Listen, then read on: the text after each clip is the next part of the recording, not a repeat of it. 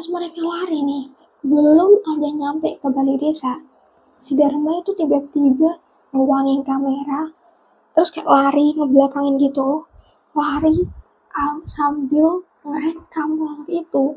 Bayangin si Dharma lo sempet-sempetnya kayak gitu ya. Setelah itu, Dharma tuh melihat dari kamera, sosok itu tuh muterin kepalanya 180 derajat kayak tuh sempat merinding kan si Dharma, langsung bodo amat, langsung kembali dia fokus lari.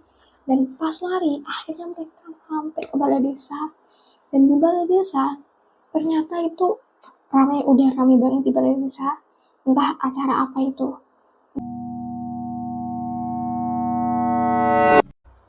Hello, welcome back my channel. Di channel ini, aku gak cuma nyeritain hal-hal yang bikin kalian merinding, tapi juga bikin kalian mikir 2 kali. Jangan lupa klik like-nya dan tambah subscribe bawah dulu ya, biar kalian gak ketinggalan video-video menarik di channel aku. Oke, jangan lama-lama, kita masuk aja ke ceritanya.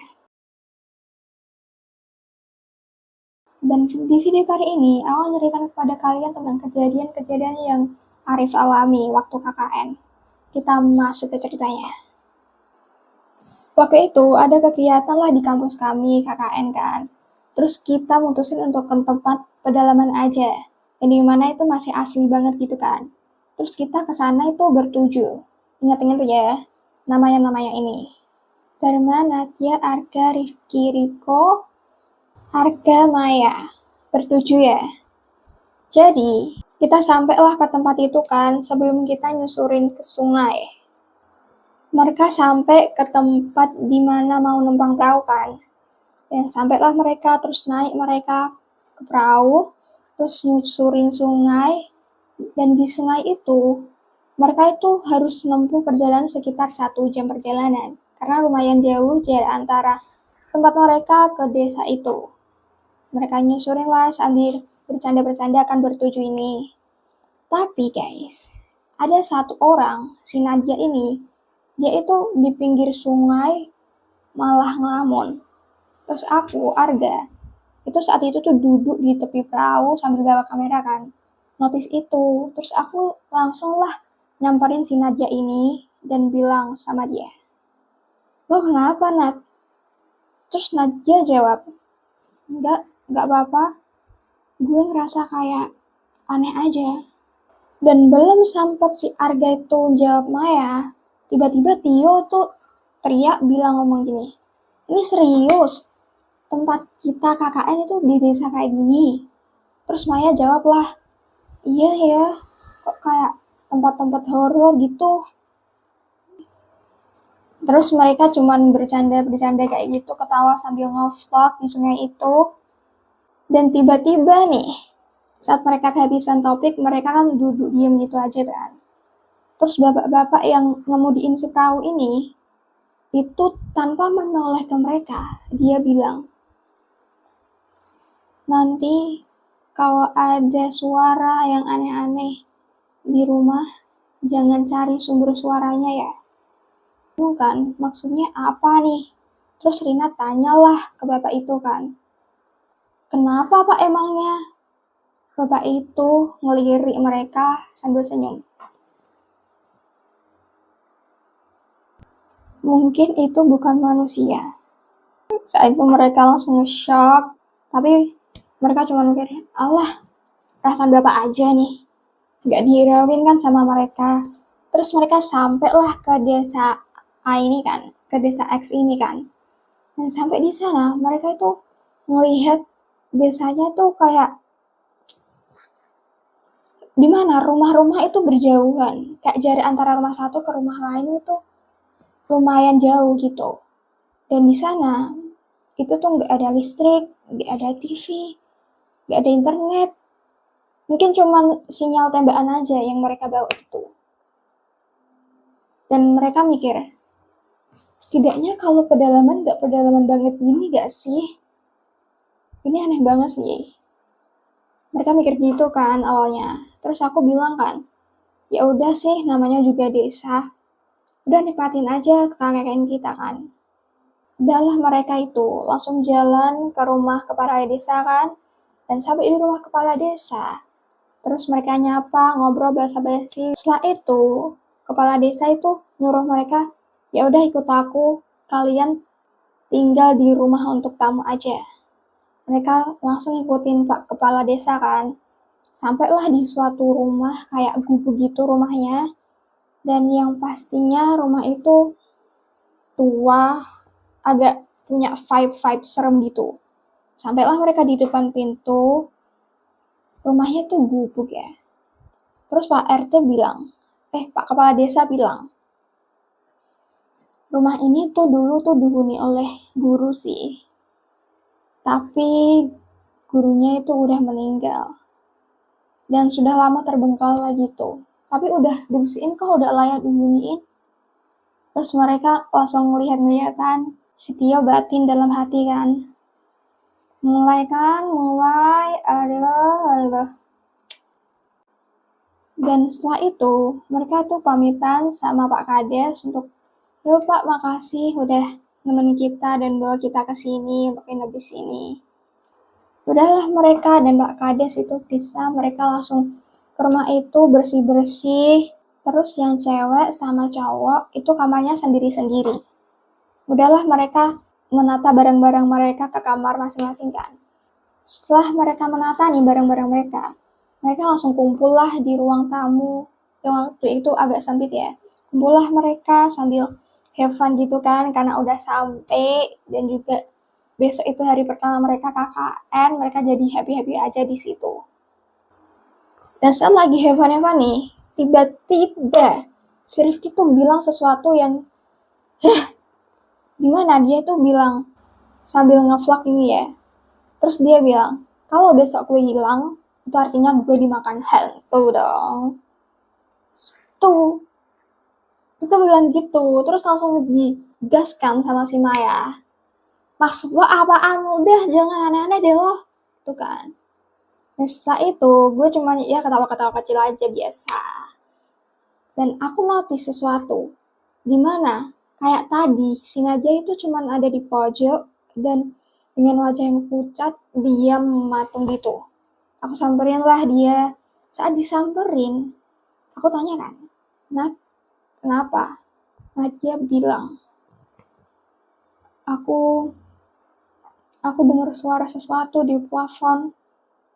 Soalnya kan mereka kan saat itu juga ngedengerin Nadia, terus yang otomatis ngeliat ke plafon kan. Dan saat mereka lihat ke plafon, nggak ada apa-apa. Tapi ada suara kayak tok, tok, tok, tok di atas plafon mereka. Dan suara itu berhenti tepat di ruangan mereka itu. Kayak tok, tok, tok, tok. Tepat di atas mereka.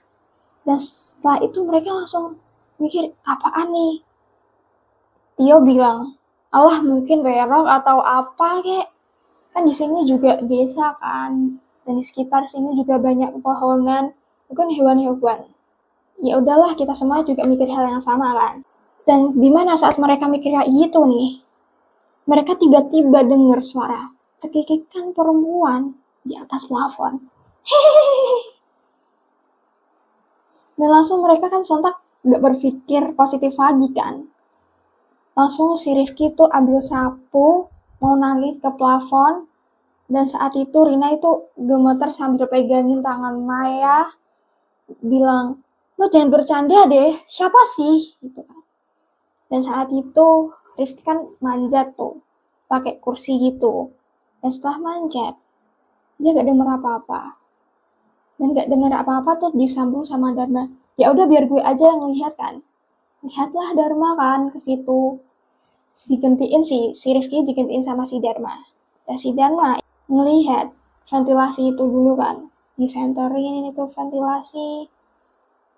Dan dia ngelihat sesuatu yang bikin dia merinding. Dan saat itu si Dharma tuh melihat sama-sama sepasang mata yang sedang lihatin dia. Dan otomatis kan Dharma ceritain ke semua teman-temannya kan. Dan si Rina itu bilang, Allah jangan aku nakutin, Wan juga musang. Tuh. Si Dharma saat itu diem aja. Ya udahlah, aku bilang gini ke teman-teman, udah kita istirahat, emang kalian gak capek habis perjalanan jauh kan? Mereka langsung bubar, tidur di kamar masing-masing. Dan setelah itu, aku tuh masih kepo. Sebenarnya apa sih yang dilihat si Dharma itu? Sampai dia itu pucat, dia masih pucat waktu itu. Dan aku kan mutusin untuk tanya. Dan ternyata Dharma itu bilang gini, aku gak yakin. Dan saat itu dia cuma berdua ya, Dharma sama si Arga. Itu tanya-tanyaan. Aku tuh gak yakin. Tapi bener-bener sih, aku tuh gak bisa tidur ngebayangin itu. Sontak aku langsung bilang ke Dharma kan, udahlah, paling cuma hewan. Ya mungkin kayak gitu, perkenalan aja kali ya. Setelah itu udah aku lanjut tidur karena ya besok kan KKN kan. Dan pagi pun tiba. Dan pas pagi tiba, aku bersiap-siap buat KKN dan kita semua siap-siap, kita ngelanjutin tugas KKN hari pertama kita. Pergilah mereka.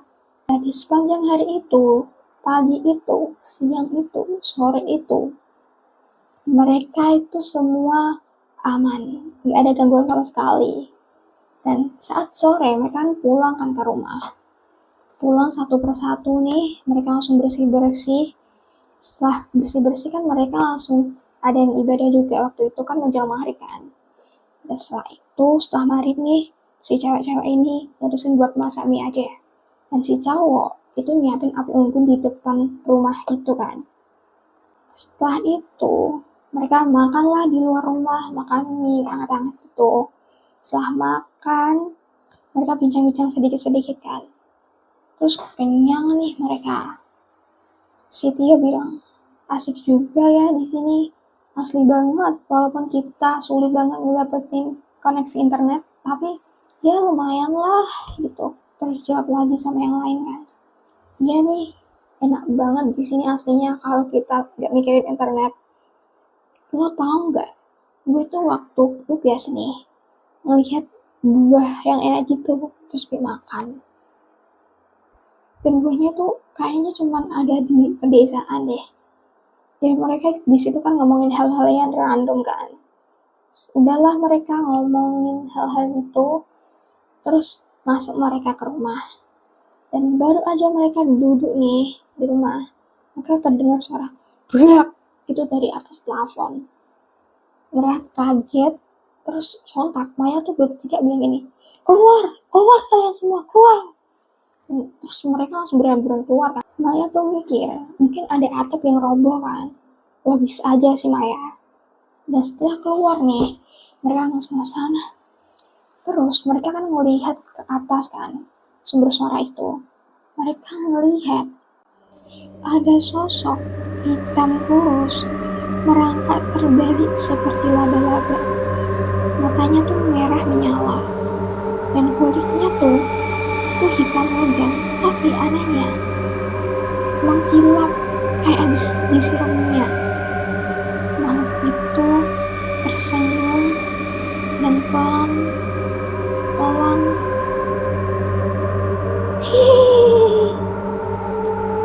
dan mereka itu sadar bahwa KKN mereka itu nggak normal.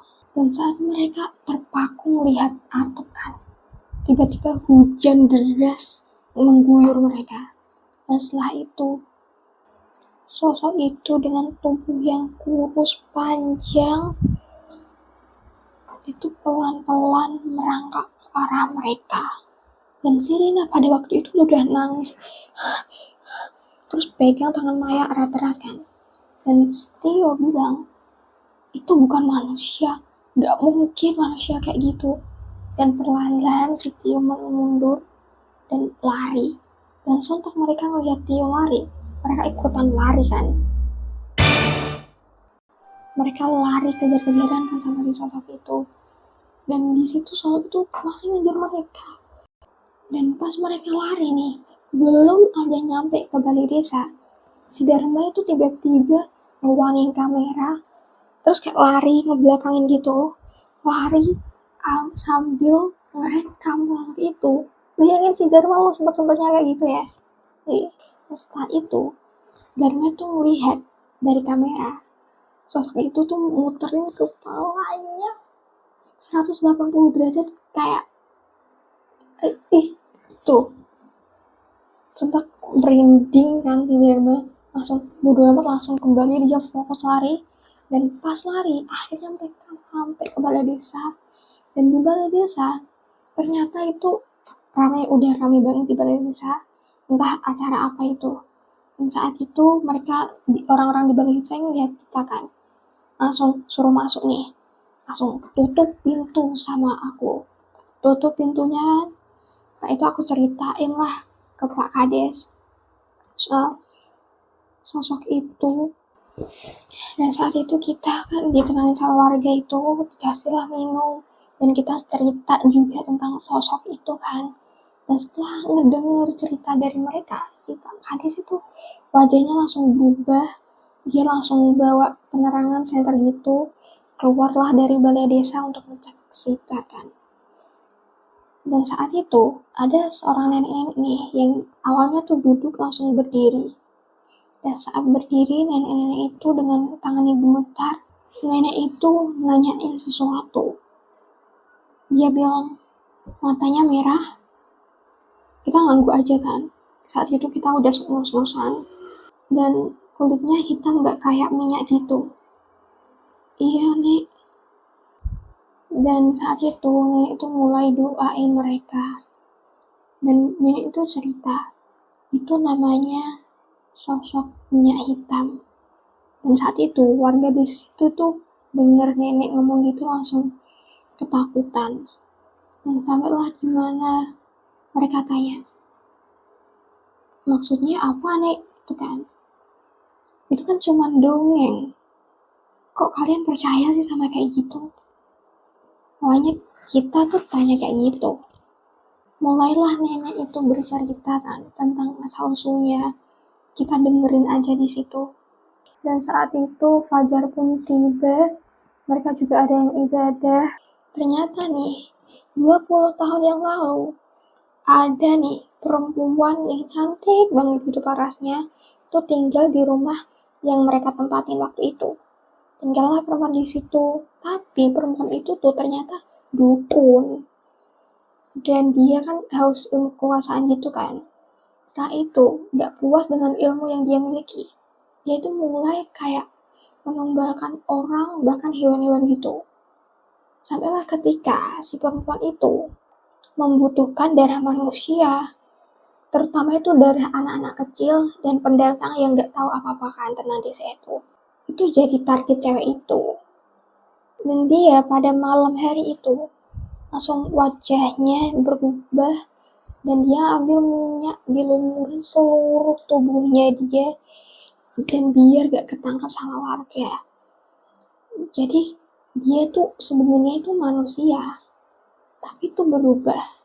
Dan itu langsung menghela nafas, menggelengkan kepala kan. Dulunya itu dia memang manusia, tapi sebelum ilmunya itu memakan dirinya sendiri karena kurangnya apa yang ia dapat. Dan saat itu Maya tuh dengan pemikirannya yang masa sih kayak gini, terus kenapa sosok itu tuh kembali lagi sampai kayak gitu ke mereka, kenapa sih, tanya Maya ke kepala desa kan. Setelah itu kepala desa itu diam dan natap mereka satu persatu. Sontak kita paham kan apa maksudnya. Dan setelah itu kepala desa itu bilang dia itu gak suka rumahnya ditempatin sama orang lain, apalagi pendatang baru kayak kalian. Setelah itu Tino langsung berdiri kan dari duduknya. Dia bilang, bodo amat tugas KKN, bodo amat, kita cabut besok juga. Terus semuanya itu terdiam saat Tino bilang kayak gitu. Dan pas mereka diem-dieman nih, mereka tuh tiba-tiba ngedengar suara kayak aneh gitu dari atap balai desa. Tok, tok, tok, tok. Kayak ada yang muterin atap itu. Dan saat itu Rina ngerti dan mikir, Udah, kayaknya emang kita harus keluar dari sana deh. Dia itu ngikutin kita dari tadi. Coba kalian mikir deh. Dan lampu minyak yang ada di balai desa itu tiba-tiba itu padam. Langsung gelap gulita di sana. Dan saat itu aku nih, Arga, dengar sesuatu tepat di telinga aku. Bilang, aku lapar. Dan saat itu suara itu dingin banget. Sampai membuat aku tuh merinding banget. Dan tiba-tiba brak dari atas plafon. Dan saat itu mereka tuh langsung panik, langsung nyalain lagi kan api itu. Dan setelah dinyalain, tiba-tiba ada cairan hitam legam itu menetes dari arah plafon. Dan seketika di seluruh ruangan itu bau anyir. Sampai-sampai nih, si Rina itu muntah-muntah waktu itu. Dan si Nadia nangis sambil baca doa kan. Dan saat itu kepala desa itu neriakin ke warga bilang gini, bawa mereka ke rumah Pak Reman sekarang, cepetan. Terus mereka langsung dibawa ke rumah Pak Leman secepat mungkin waktu itu. Karena di rumah Pak Leman ini, itu tuh ada beberapa orang yang berjaga ronda malam gitu. Jadi itu mereka gak tidur sama sekali.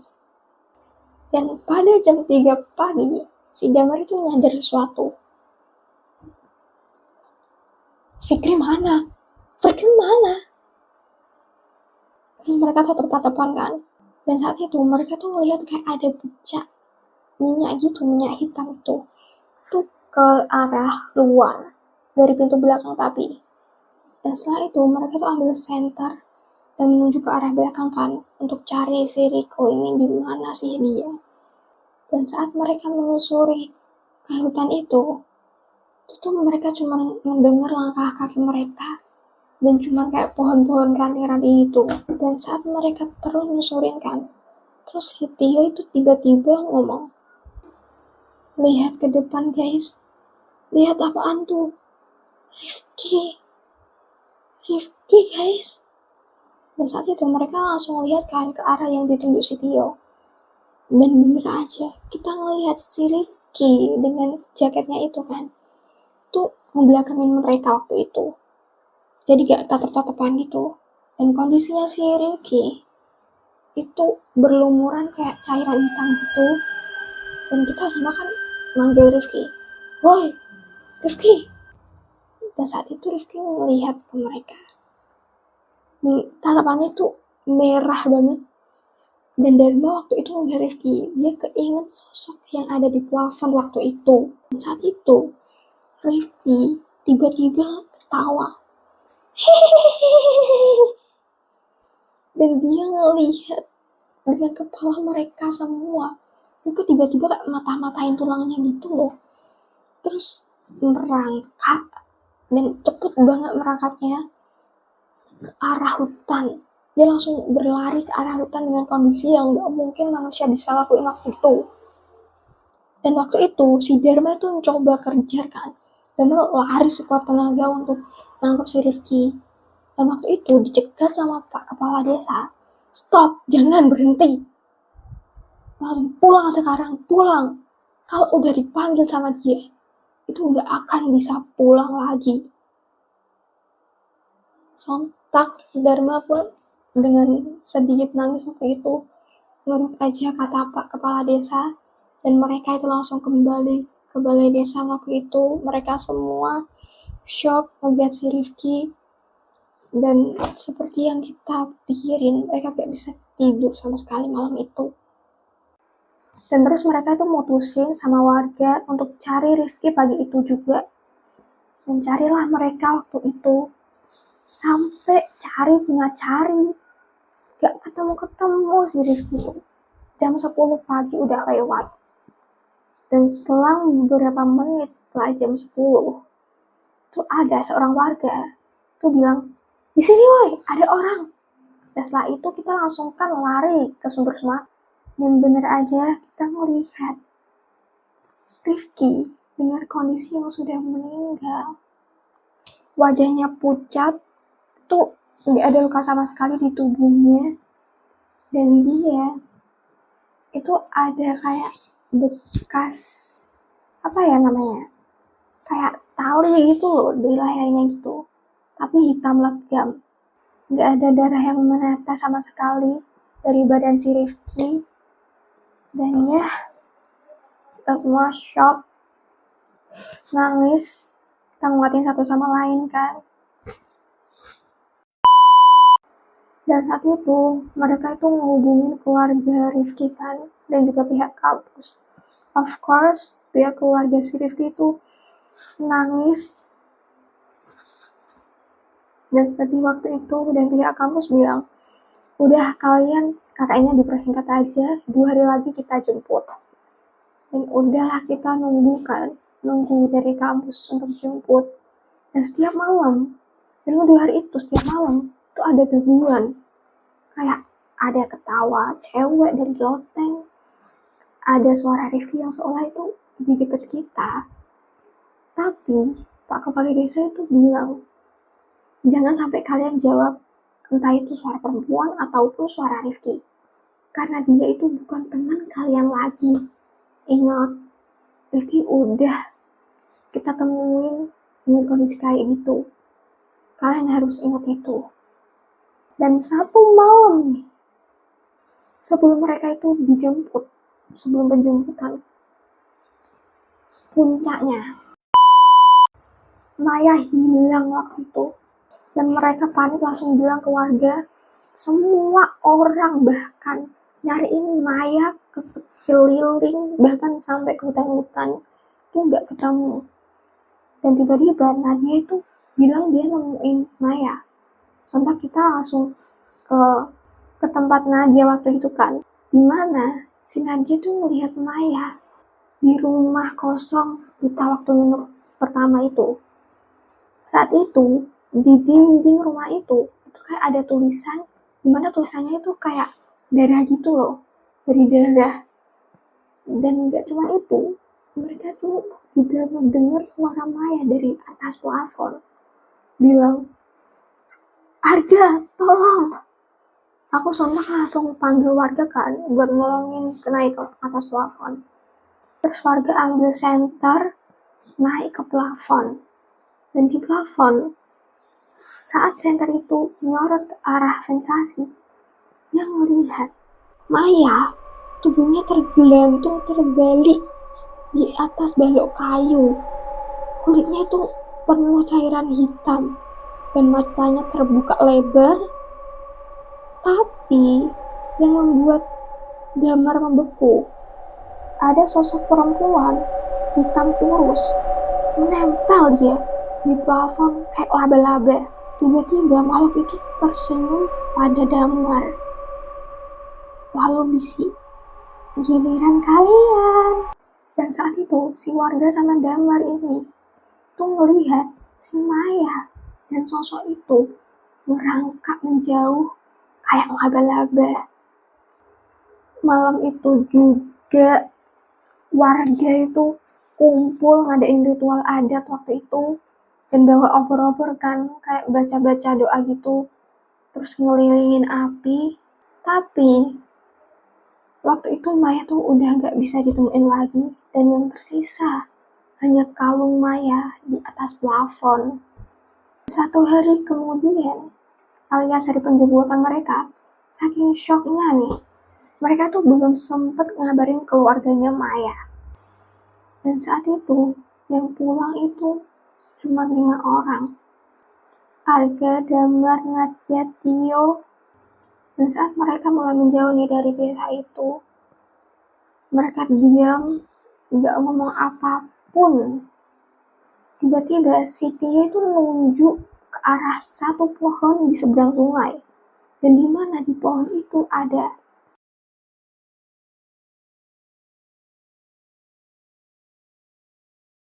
sesosok yang lagi berdiri. Dan saat diamati, ternyata itu Maya. Dan Rina pada waktu tubuhnya kurus, pucat, dimana dia menatap mereka sama si Maya. Dia menjerit bilang, Maya, Maya pulang, Mai. Dan itu, ya, kita cuma bisa nenangin si Rina. Dan saat kita mulai lebih jauh nih, si Maya itu merangkak sampai ke atas pohon dengan kayak postur kayak laba-laba, matanya itu merah menyala. Dan waktu itu 6 bulan udah berlalu, jujur ini gak bisa dilupain sama si Arga pasti. Bahkan nih kadang-kadang itu terdengar suara tok tok tok di atas plafonnya. Kadang itu ada baunya anyir dan suara perempuan kayak cekikikan kecil tuh. Tuh. Dan ya, ini kisah si Arga. Gimana menurut kalian? Gak kuat. Makasih udah nonton video ini. I hope so you like it. Dan kalau makasih udah nonton video ini. I hope you like it. Jadi jangan lupa subscribe and comment. Oke, and klik like-nya juga. Bye bye. See you.